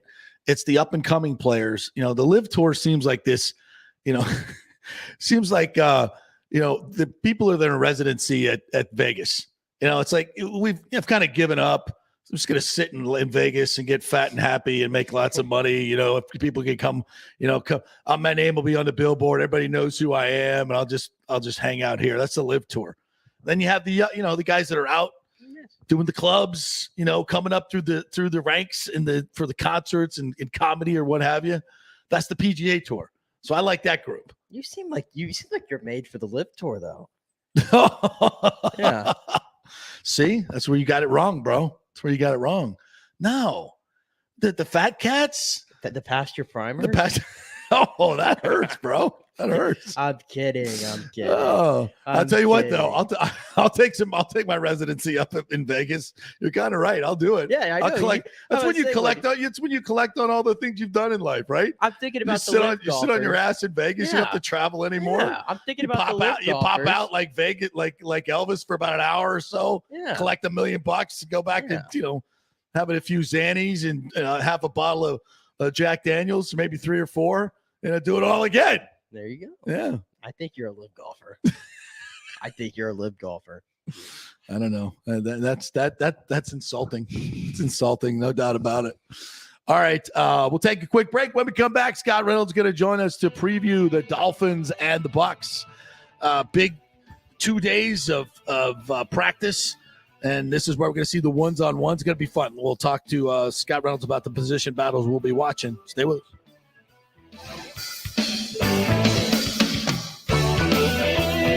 Italiano Insurance has been serving and working in our community for over 60 years, and it's not just about insuring all the pieces of your life. Italiano is as much a part of Tampa Bay as the Cuban sandwich, Gasparilla, and our Bucs, Lightning, and Rays. They're also active supporters of great charities like the Humane Society, Metropolitan Ministries, and local pediatric cancer centers. Hey, we all need insurance, so do business with a local company with a commitment to our community. Don't call some 1-800 number. Call Italiano and be greeted by one of your neighbors. That's 813-877-7799 or ItalianoInsurance.com. Named the Small Business of the Year by the Tampa Chamber. 813-877-7799. Cryptocurrency is all the rage today. The market cap for the industry is now over $1 trillion. And you read about people making millions of dollars, right? You want to get in, but have no idea what to do? Or maybe you dabbled a bit and you want to unlock the real money-making opportunities and don't know how to do it. There are over 10,000 tokens and thousands of decentralized finance exchanges to navigate. So what do? You go to DeFiLava.com. The folks at DeFiLava.com are in Tampa Bay, and they work with you directly to set up custom accounts, answer all your questions, and provide market analysis. Decentralized finance and cryptocurrencies are here to stay and will change the financial markets as we know them. Get in the game. Get with the experts at DeFiLava.com and tell them JP sent you and get their free 2022 crypto market forecast today at DeFiLava.com.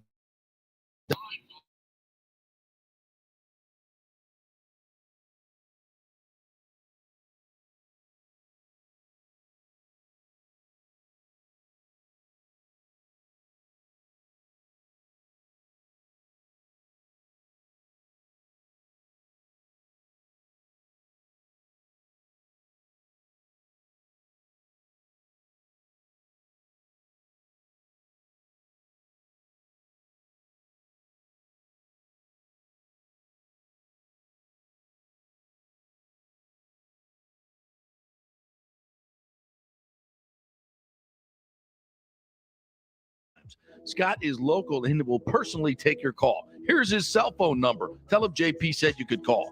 813-294-7595. Scott's done over 3,000 loans, including many coaches and athletes. He will answer your calls and concerns and give you workable strategies to be smart with your money. Reduce your payments. It's not just what you make, it's what you keep. 813-294-7595 or email him at scott@amstampa.com. Pure sports. JP is back on. Welcome back. FanStream Sports. All right, welcome back to the JP Peterson Show. And it's a big day, one I've been looking forward to, and I'm sure our next guest, Scott Reynolds from the Pewter Report, is looking forward to it as well, as the Dolphins come to town for a couple of joint practices that will be much more interesting than the actual game you have to pay for on Saturday night. What's up, Scott Reynolds? How are you? Good, man. How are you? I'm jacked up as we're taping this podcast today for our friends, so we can be there live from 10 to 12 today to watch the superstar that is Tom Brady, the GOAT, go against the team that he wanted to play for. So there we go. Yeah. Yeah, I said it. Yeah, I said it. Yeah. Well, yeah. I mean, we were talking about the superstar. It's certainly not Tua, right? It's Tom Brady. And we'll see if Tua, how he fares against this Buccaneer defense. The Bucs didn't play against him last year. That was Jacoby Brissett because Tua missed that game. That's right. But I don't know that there would have been much of a difference because the Buccaneer defense just had their way. And Tom Brady and Mike Evans connected for a bunch of passes. So I think this Dolphins team has a little bit of a chip on its shoulder since they took a beating at Raymond James Stadium across the street here. And we'll see if they're really coming out for a little bit of revenge here on the Bucs home turf. Yeah, you know, in years past, we've seen these joint practices, and it gets heated. I think it's really the best as far as what we're going to be able to see and witness. They'll be doing it with the Titans. Was it next week or a couple weeks But down here, next week, we're going to be watching guys go against other teams, that other color jersey for the first time. So what specifically are you going to be looking for? I think I'm just going to be looking to see if the Bucs defense, which really, really stepped up over the last 3 or 4 practices. I mean, it's been hard for the Buccaneers offense to really find a lot of consistent success. If you were to add up all of the plays and chart them and say, did the Buccaneers offense or defense win that practice? I think unquestionably you would say the Bucs defense has won the practices, whether it be just getting sacks, interceptions, just stopping the offense on third down, et cetera. They've really come to the forefront. So I want to see if that dominance can continue against a different team, right? And it's different because now we're into week 3 of training camp. The Bucs defense knows exactly what's coming, right? They can look at the personnel groupings, they can look at the down and distance. They practiced against these plays, so there's an anticipatory sense of what's coming, and you can kind of say the same thing about the offense too. They'll see that Todd Bowles front. Yep. They'll look at the down and distance. They'll say this is probably what looks we're going to get, and with the Dolphins defense, it's going to be different for the Bucs offense, just not having that predictability that naturally comes in any training camp for all teams when you're 3 weeks into it. So I think that this is going to be a really good measuring stick for both the offense, if it can really step out and dominate the Dolphins defense in the way that it has not been able to do that against the Bucs defense. And if this Tampa Bay defense can be as stifling against Tua in this offense as they have been against Tom Brady and Leonard Fournette. You know, what's interesting, I think, is some of the individual drills that you'll see. I mean, in practice, as you said, there's familiarity with your teammates. So you're going to have Tyreek Hill stepping up to take a rep in these individual coverage drills.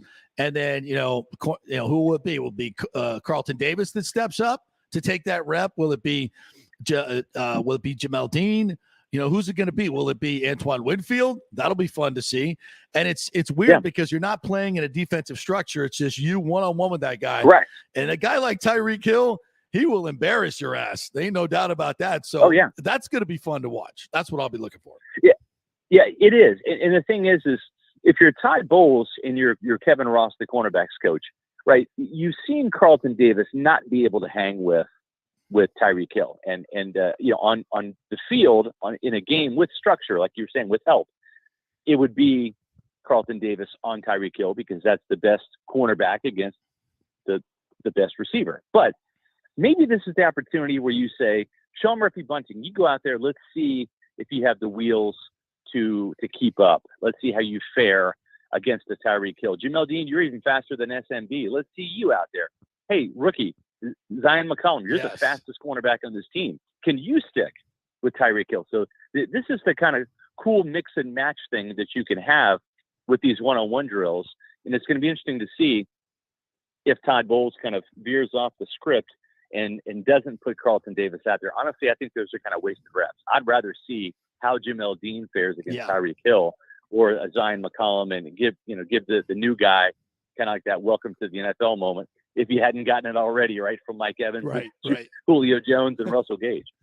Yeah, but it's just different, and it's fun to watch in that situation.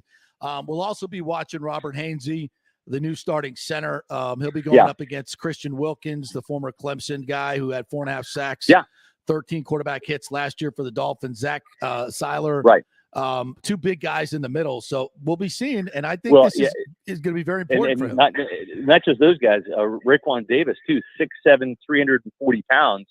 Now, the good thing for Hainsey is he's faced a big, long guy in Akeem Hicks, and he's also faced just a massive guy in Vita Vea. So going up against those bigger guys, he's had that look, that experience in practice. Doesn't mean it's going to translate because these are different players, but at least Vita Vea and Akeem Hicks have really given Robert Hainsey some really good looks from just that overwhelming juggernaut type of body.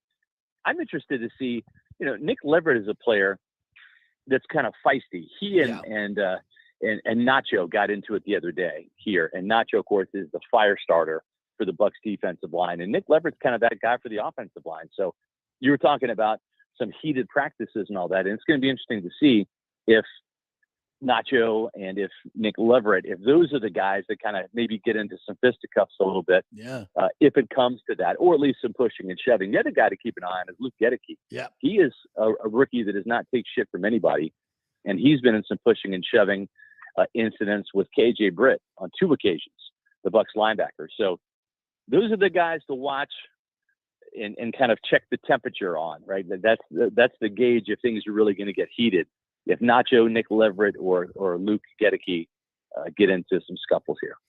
Scott Reynolds joining us here from Pewter Report. Also, we'll be looking at the left guard spot where it seems to be 4 guys now. Aaron Stinney, Brandon Walton, who's kind of come on from Largo High School and FAU. Nick Leverett, you mentioned Luke Gedeke. So all 4 of those guys, I think, are in the mix for that starting left guard spot. So I think all of them are going to get some very important reps this week. They really are. And you know, I'm writing this for Pewter Report this week, and it just makes a lot of sense. Now, he's got to go out there and earn it, right? He's got to go out there and show he can do it. But so far in practice, we've seen that Nick Leverett can play left guard and be a starter. And if you remember, Aaron Stinney started the game for Ali Marpet when he had a concussion last year in Indianapolis. And then Stinney got hurt right off the bat. And Nick Leverett had to go in and play pretty much the entire game and did so very well. It's his first NFL live action. And they really like this kid. He can play center. He can play left tackle on a pinch. He's just a very athletic guy. Not the biggest of bodies, but just a very good athlete, very strong, very smart, cerebral guy, very good communicator. So my point is, with Hainsey, who is going to be a first-year starting center, it makes sense to have a guy like Nick Leverett. In other words, if it's close between all these players at left guard, if you put Nick Leverett out there and give him that left guard job, he's a communicator just like Hainsey is. And if something were to happen to Hainsey during the season and you needed Nick Leverett to slide over and play center, guess what, JP? At least he has a couple games under his belt. At least he's got some experience now, right? Where he's played and he's been in that starting lineup. And so if something were to happen to Hainsey, Nick Leverett could slide over there, and he's better suited at that point in time to fill in at center for the Buccaneers than if he were to be just coming off the bench cold as the backup center this year. And Scott, I know that the first depth chart, which came out yesterday, usually you're not supposed to read much into that. But with that being said, is there any takeaways that you had from it or anything surprising? I know a lot of people were pointing to, Sean Murphy-Bunting is ahead of Jamel Dean on that depth chart, and obviously Keyshawn Vaughn as the backup. What stood out to you there? Yeah, I mean, I think with Vaughn, listen, coaches use a lot of different tactics to motivate players. Sometimes it's a negative comment if a player is kind of geared towards that type of feedback. Sometimes it's a positive. It's an attaboy publicly if a player kind of is gears towards the more positive form of encouragement. I think with Sean Murphy-Bunting, he needs the more positive type because he's lacked confidence. And I think what's happening is Todd Bowles is giving Sean Murphy-Bunting this opportunity to go out there and say, prove to me that you're still a starting caliber cornerback. We're not putting you at nickel anymore. That's just not your position. We're giving that to Antoine Winfield Jr. We want a more physical presence in the slot. But prove to us, and we're going to give you the opportunity against starting caliber wide receivers, that you can be a starting caliber guy. And I think I'm not saying they're setting him up to fail, but they're putting him in that situation where it's sink or swim. And if I'm making the depth chart based upon what I've seen in practice, Jamel Dean is head and shoulders above Sean Murphy-Bunting. But I think that they're giving SMB, who's in a contract year along with Dean, this opportunity to kind of sink or swim. And we'll see how he does with it. I think it's probably an easier situation for Sean and a better situation for him to thrive when he is kind of in that front runner status, when he's been given this opportunity, now run with it, as opposed to, hey, this is Jamel Dean's job, and Sean, you're the backup cornerback. You need to come take it. I don't think that Todd Bowles would be getting the best out of Sean Murphy-Bunting in that type of situation. Very interesting stuff there. Scott Reynolds joining us here, Pewter Report. I did not see Rachaad White's 2 touchdown runs this week in the goal line drill, but everything I've seen from this kid, he looks the part. Very fluid, big kid, catches and runs with the balls with absolute ease. With your eyes, what have you seen from him? And I expect him to make his mark here in these 2 practices. I think so. I mean, he's just needs experience. I think that's what's kind of holding him back, is just getting the reps, getting the experience, and getting the trust of Tom Brady and Byron Leftwich and Todd Bowles. And so I think once he's proven he can do it, then I think you're going to see him go up the depth chart. And it's kind of the same thing I mentioned with Sean Murphy-Bunting with Keyshawn Vaughn. He's a guy that has had some confidence issues, and I think they're putting him in that second spot and saying, okay, Keyshawn, you've shown some improvement catching the ball. You've been a little bit better in terms of being more decisive as a runner. So this is your job now as the number 2 running back. Hold on to it, right? As opposed to saying, yeah, Giovanni Bernard's had a better camp so far. You're the 3rd string, right? I think Todd Bowles is just looking for ways to bring out the best in his players, create the most competitive environment. And sometimes it's reading the tea leaves. It's reading the room, if you will. Right. And not every NFL player is built the same, is wired the same. And so I think this is kind of a situation where Keyshawn Vaughn is very similar to Sean Murphy-Bunting. You've made progress. We're going to reward you for that progress. Now, be motivated to hang on to it.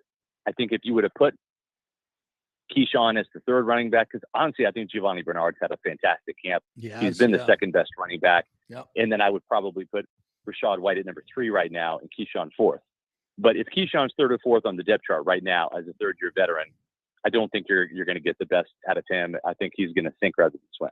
Yeah, I would agree with that. Anything else you're going to be looking for during these joint practices? Yeah, I think that the starters aren't going to play much. So my eyes are going to be mostly on the starters this week. Right. And then I'm going to really kind of reserve my eyes for the backups in the preseason games, because now one backup that we'll keep an eye on is Kyle Trask, because this is a very, very big training camp and preseason for him.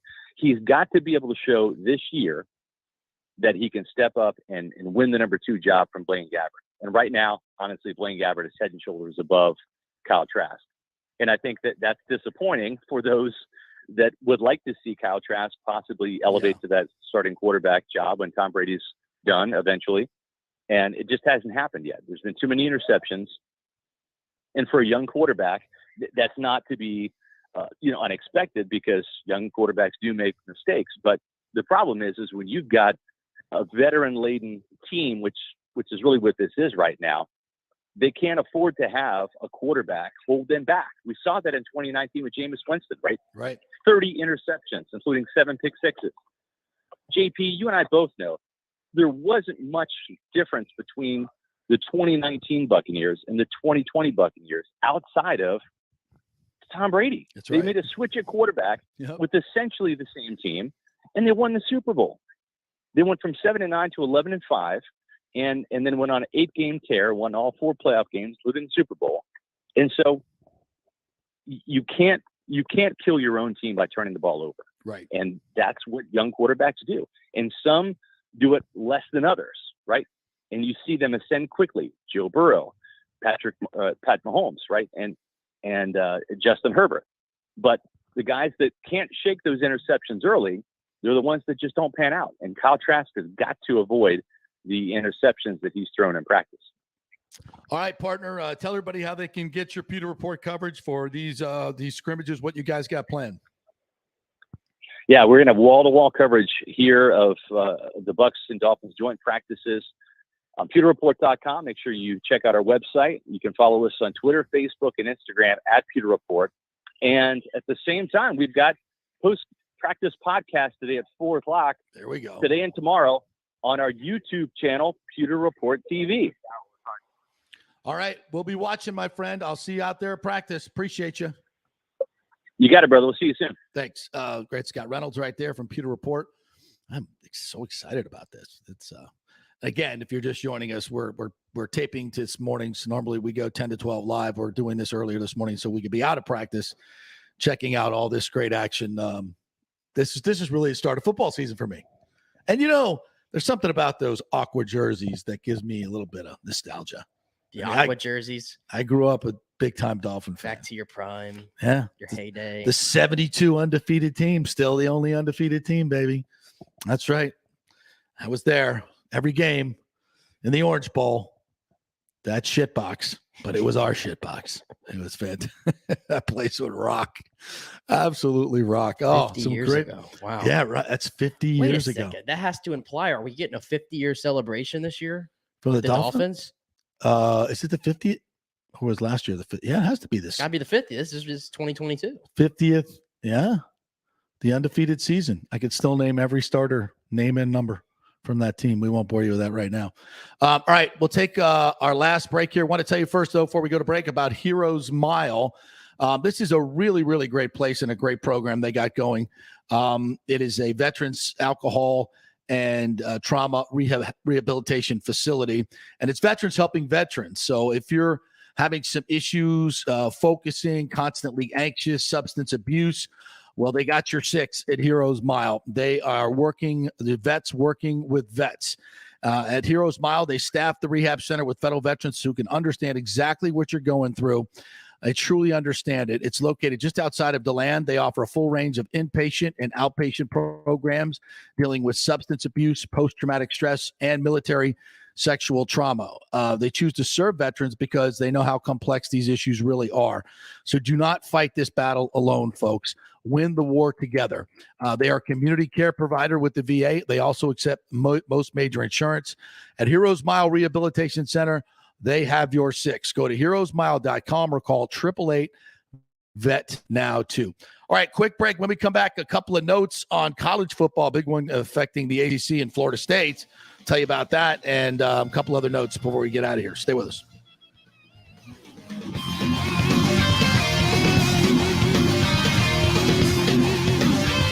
The world economy is in chaos, and mortgage rates are going to go higher in the next few months. Meanwhile, home values are up 24% in some neighborhoods of Tampa Bay. Do not miss this opportunity to refinance your home, get some much-needed cash to handle skyrocketing inflation, and fill up your car. Contact Scott Fitzgerald at American Mortgage Services. Even if you've recently refinanced, Scott can make the deal work because he charges no lender fees like the big boys do. He will also shop your loan around to dozens of lenders and get the best rates and terms. Let them compete for your business. The big banks charge huge lending fees. Customer service is simply a phone number with endless wait times. Scott is local and will personally take your call. Here's his cell phone number. Tell him JP said you could call. 813-294-7595. Scott's done over 3,000 loans, including many coaches and athletes. He will answer your calls and concerns and give you workable strategies to be smart with your money. Reduce your payments. It's not just what you make, it's what you keep. 813-294-7595 or email him at scott@amstampa.com. The health professionals at Bay Area Modern Medical Center want you to know it's time to commit to a new healthy lifestyle. It's literally a matter of life and death. 42% of Americans are considered obese, and being obese made you 3 times more likely to be hospitalized by COVID. So getting in shape is not just about looking better, it's about living much longer. At Bay Area Modern Medical Center, they take a very different approach to primary care. It's personalized, preventative medicine.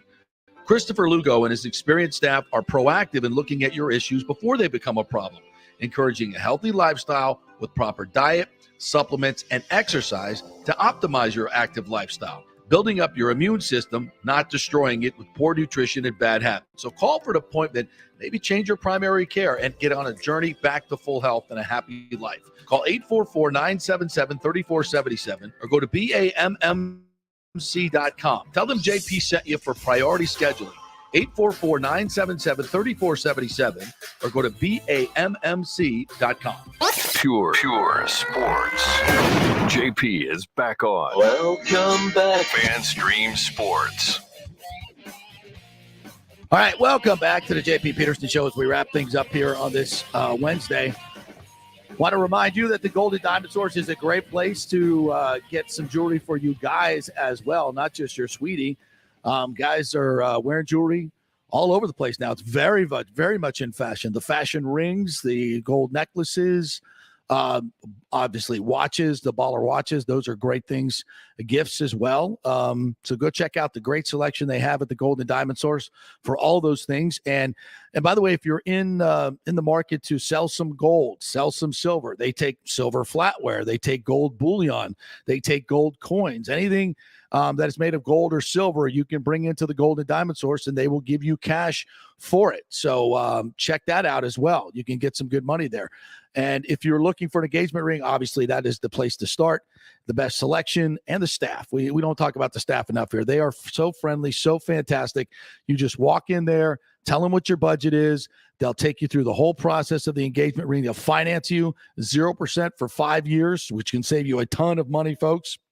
And of course, you can always go back and upgrade your ring or your diamond, and you get 100% of its value towards a new one. So always the best place to shop. It's the Gold and Diamond Source, local company, family-owned company. Let's keep it all local, folks. 3800 Olmerton Road, always online at the goldanddiamondsource.com. A couple of stories to get to, and this is a big one. Wake Forest star quarterback Sam Hartman out indefinitely with a non-football medical condition that they do not want to talk about because of privacy restrictions. You can probably guess what that is. And he said it was a frustrating day on Tuesday. I want to thank the medical staff. I look forward to attacking this rehabilitation process, and I am so appreciative of the support I've received from my family, teammates, and coaches. So obviously it wasn't like a leg injury or something like that. Maybe it was a heart issue. Myocarditis, who knows? They're not saying. But the quotes from the coaches and everything, it just seems like it's indefinite, and it doesn't seem like they expect them to be back anytime soon. No, first things first, you worry about the kid first. Absolutely. Obviously, in this situation. Obviously the second thing here and Wake Forest's mind is this is very impactful to their football team, which is, we're less than a month away of the season starting. Wake Forest, he led them to their greatest season, I think, ever. Yeah. Last really year. Good player. Damn good He runs player. that offense, that delayed handoff. The long ride, the delayed handoff offense. He's just so good at it. And it's unique. It's unique. Against Florida State, just gave them all. Couldn't stop him. Yeah. Couldn't stop him. So he 65 touchdowns in 23 games since he retook the starting job. It's pretty damn good. Yeah. The guy can play. He's a damn good player. It kind of reminds me. Remember when Jamie Newman, remember him? He was the other one there. Yeah. And went to Georgia. He transferred to Georgia, and everybody's like, oh, he's going to be a first-round pick. I don't think he ever played, did he? No, he never did. And I don't know where he is now. I don't know. When he played at Wake Forest, he was damn good. He was really, really good. I am just saying, in the long run, it's funny. It ended up being Sam Hartman, who was the better quarterback. Yeah. Interesting. Roger Goodell yesterday talking about the Deshaun Watson situation is stumping for obviously a much longer suspension. He said, quote, "We've seen the evidence. She was very clear about the evidence," talking about Sue L. Robinson, who did the recommendation for 6 games. And she reinforced the evidence. There were multiple violations that were egregious, and it was predatory behavior. Now, Peter C. Harvey, a former New Jersey Attorney General, is hearing the appeal, and we don't know when he's going to make his decision. But for God's sakes, I mean, how long does it take? Read the damn report and get after it. I want the ruling. I just want it over with. Yes. This is a story that I've been burnt out on, I guess, of always hearing about it and what's going on. Make the ruling. But I told you yesterday, my disconnect is he uses the words predatory behavior. Yeah. Which is a pretty strong thing to say, right? Right. It just boggles my mind that you'd say something about that and you still let this guy get traded. You still let him sign the biggest contract in your league's history. And he's still going to see set to play at the moment. That's right. He's still going about his business like he's going to play, but we're calling him a predator or predatory behavior or whatever.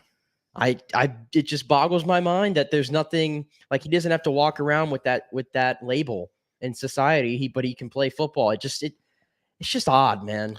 It really is. And for a judge to come out and review the case and say these things, predatory behavior, egregious, multiple, and our legal system did nothing. Turned a blind eye. Did nothing. What evidence did you? But we're leaving it up the NFL to do the punishment here, not our legal system, but the NFL. Yeah, I don't. Okay. I can't explain that. Bizarre. He also talked about the tanking case against the Dolphins, or the alleged tanking case, which the finding, much like the Sue L. Robinson decision, where the findings don't equal the suspension. This one, the findings, the evidence does not equal the finding. Like all the evidence pointed to tanking. Stephen Ross actually said, "I'll give you $100,000 for if you lose games per game." He said that, but the NFL said he was, quote, joking about it. He prioritized draft order over winning, which is the definition of tanking. And they found that as one of the facts of the case, but they said they weren't tanking. So Goodell was asked to explain that. He said, well, several things. The integrity of the game is critically important. I think the findings are very clear. And while tanking clearly did not happen here, he says, we all have to understand our words, our actions have implications, and we have to be careful. The NFL carried its burden to prove by a procedure the preponderance of the evidence that was back to the Watson deal. So what the hell does that even mean? I mean, it clearly didn't happen here, but we have to be careful to not make it look like tanking with all the things we're doing. It's so stupid. So dumb. I have no idea. So anyway, all right. I think we've covered it. I was going to ask you one more thing, because I don't think we talked about it. And just ask you if you had any thoughts about, while we were on the subject of college football, all this media rights. Oh yeah. Moving. Yeah. The Big Ten, and just all this stuff going on. So ESPN for the first time in 40 years is not going to be televising any Big Ten games. Is that this year or is that for next year? It's next year. Next year. Yeah. So what's going on right now is a media rights thing for the Big Ten, and it looks like Fox, NBC, and is it TBS? CBS. CBS.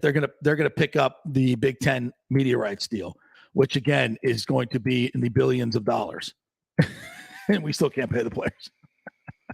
Unbelievable amounts of money, but the money is going to the schools. And, that money, by the way, pays for all the non-revenue sports. We got to remember that it's the football players aren't getting paid, but it's, in a sense, all the non-revenue athletes are getting paid in travel and scholarship and great facilities to play in that normally the market would not give them for the revenue that they produce. So we can never forget that.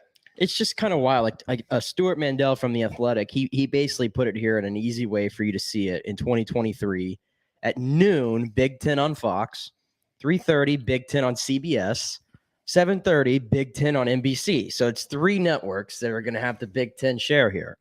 And then ESPN at noon will have SEC, 3:30 SEC, 7:30 SEC. And the ACC may or may not get an option there at the 7:30. So, I mean, if you want any more inclination of where this is heading, you better get in the Big Ten or the SEC. You better get in. Yeah. Otherwise, you're going to be meaningless. Yeah. The 10. Someone said 10:30 Pac-12 after dark. Yes. No, we're not watching Pac-12 after in the light. Actually, that 7:30 window is going to be obviously. I mean, noon window. USC and UCLA going to be playing in the noon Big Ten window at 9 a.m.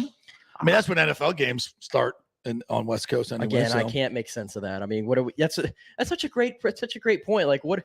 How are you going to start these games? Is it going to be impossible now to have a night game at USC because you have to keep in mind the East Coast audience? Yeah, absolutely. You don't want to play Ohio State USC. So you're just going to create a bad at 8 atmosphere? o'clock local time in Los Angeles. It's 11 o'clock on the East Coast. And then it's just going to be a shitty atmosphere, in my opinion. Well, I don't know about that. Night games come on. If USC is rocking and rolling and Ohio State's rocking and rolling and those two are facing in the Coliseum and it's packed, that game's got to be at night, man. But it won't be.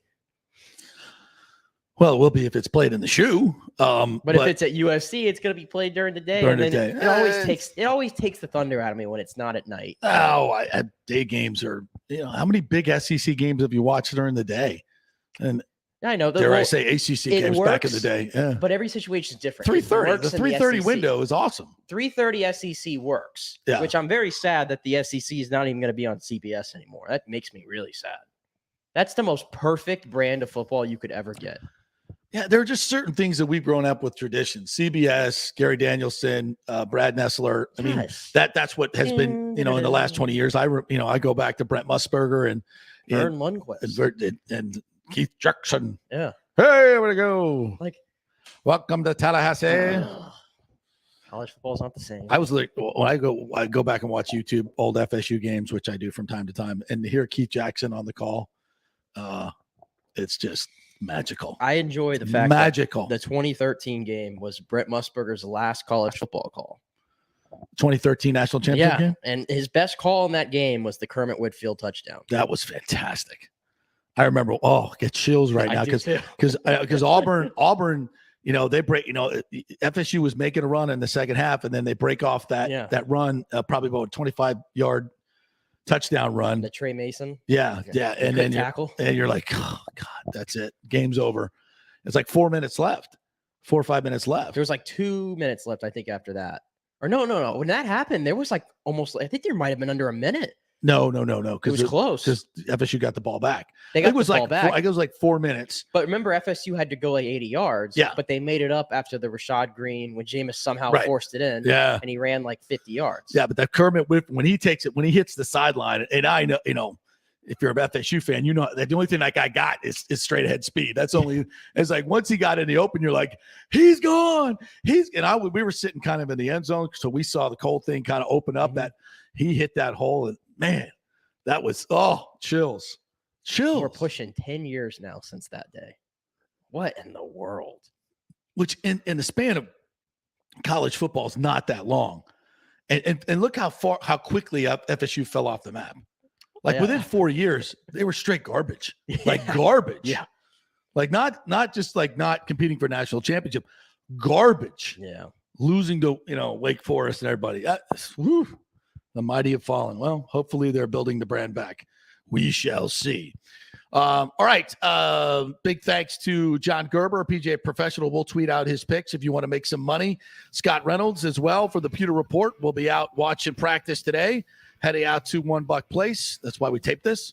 And we'll give you a full report on tomorrow's show and Friday's show as well. So lots of great stuff coming up the rest of the week here on the JP Peterson Show. Download the app, FanStream Sports, all one word. You can listen to the show anytime. Subscribe on YouTube, Apple, and Spotify podcast as well. And you can always watch us on Twitter and Facebook. Have a great day, everybody. Go Bucs.